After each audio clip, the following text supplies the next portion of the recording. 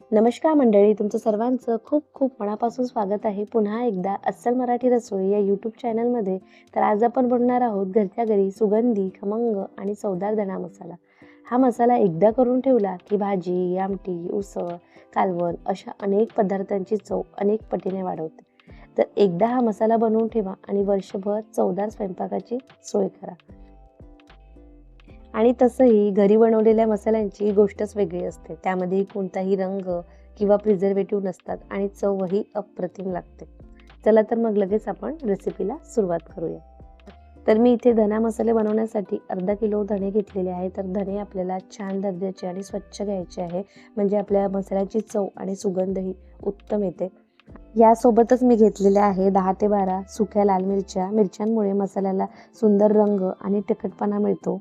तसेच तमालपत्र, जिरं, दगडफूल, दालचिनी, काळी वेलची आणि कस्तुरी मेथी घेतलेली आहे. तर आपल्याला हे सर्व साहित्य छान असे भाजून घ्यायचं आहे. वेगवेगळं भाजून घ्यायचं आहे आपल्याला. सर्व जे साहित्य आहे सर्व वेगवेगळं आपल्याला भाजून घ्यायचं आहे.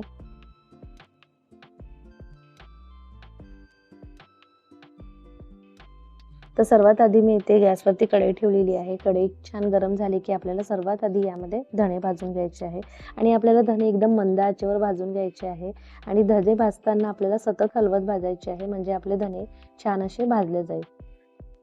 धण्याचा रंग थोडासा बदलला आणि छान सुगंध यायला लागला की ते भाजून झाले असं आपल्याला समजायचं. तर बघा, इथे धण्याचा रंगही बदललेला आहे आणि छान सुगंधही यायला लागले आहे. तर आपले धणे छान असे भाजून झालेले आहे. आता आपल्याला एका मोठ्या परतीमध्ये किंवा वाट्यामध्ये याला काढून घ्यायचं आहे.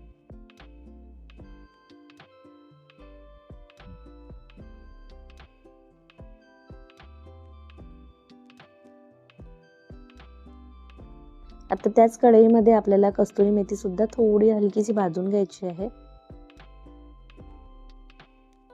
अगदी काही सेकंद आपल्याला भाजायची आहे, जास्त एकदम भाजायची नाही, नाहीतर चव बदलते, म्हणून अगदी थोडी भाजून घ्यायची आपल्याला. तर इथे आपली कस्तुरी मेथी सुद्धा छान अशी भाजून झालेली आहे. त्याच कढईमध्ये आपल्याला थोडं तेल घालून जिरे, दगडफूल, दालचिनी, काळी वेलची हे सगळं आपल्याला छान असं मंद आचेवर परतून घ्यायचं आहे.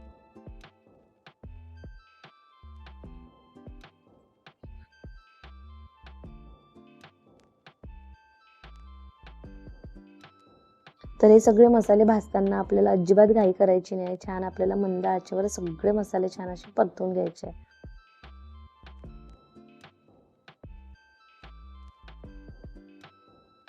तर आपले आता हे मसाले सुद्धा छान असे परतून झाले. यामध्ये अगदी थोडं तेल घालून आता आपल्याला तमालपत्र सुद्धा छान असे परतून घ्यायचे.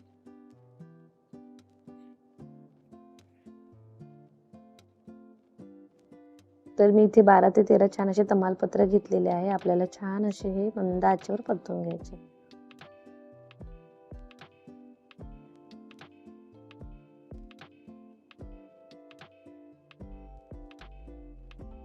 तर इथे तमालपत्र सुद्धा छान असे भाजून झालेले आहे. आता यामध्ये आपल्याला अगदी अर्धा टेबलस्पून तेल घालून लाल मिरच्या सुद्धा भाजून घ्यायच्या आहेत.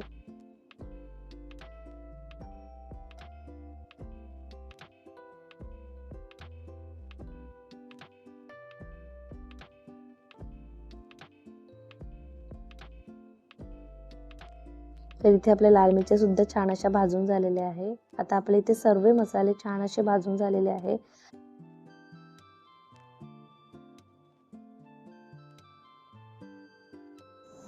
तर मी इथे मिरच्याची डेट जी आहे ते काढून घेते आहे. तुम्ही नाही काढलं तरीही चालेल. आणि आपल्याला हे सर्व साहित्य छान असं गार करून घ्यायचं आहे आणि छान मिक्स करून घ्यायचं आहे. गार झालं की आपल्याला हे मिक्सरमध्ये छान असं बारीक वाटून घ्यायचं आहे. जर आपण गरमच हे साहित्य वाटून घेतलं ना तर त्याचं चव आणि रंग दोन्हीही बदलू शकते. म्हणून आपल्याला हे साहित्य सर्व छान असं गार करून घ्यायचं आहे. नंतरच आपल्याला मिक्सरमध्ये छान असं बारीक वाटून घ्यायचं आहे.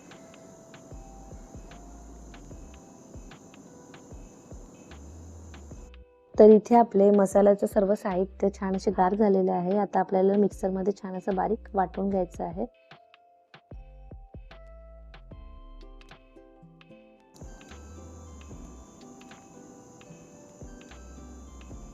तर मसाला जितका आपण बारीक वाटला ना तितका पदार्थांमध्ये छान मिसळतो आणि चवही उत्तम लागते. म्हणून मसाला आपल्याला एकदम बारीक असा वाटून घ्यायचा आहे.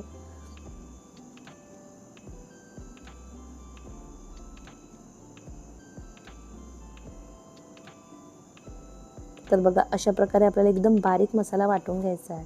मी हा धना मसाला भाजी, आमटी, वांग्याची भाजी, उसळ, मिसळ, मटकी, हरभरा आणि अनेक पारंपरिक पदार्थांमध्ये वापरते. तुम्ही बाजारातील मसाला विसराल. एकदा हा घरगुती धना मसाला बनवला की प्रत्येक भाजीची चव दुप्पट होईल. हा मसाला इतका चवदार आणि सुगंधी आहे की भाजी किंवा आमटी बनवताना वेगळा गरम मसाला घालण्याची गरजच पडत नाही. फक्त हा एकच मसाला पदार्थाला अप्रतिम चव देतो.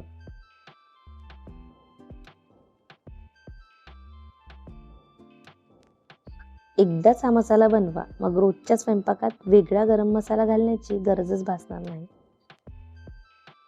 तुम्ही देखील ही रेसिपी नक्की करून बघा आणि तुमचा अनुभव मला कमेंटमध्ये कळवा. व्हिडिओ आवडला असेल तर व्हिडिओला लाईक करा, शेअर करा आणि आपल्या अस्सल मराठी रसोई चॅनलला सबस्क्राईब करायला मात्र विसरू नका.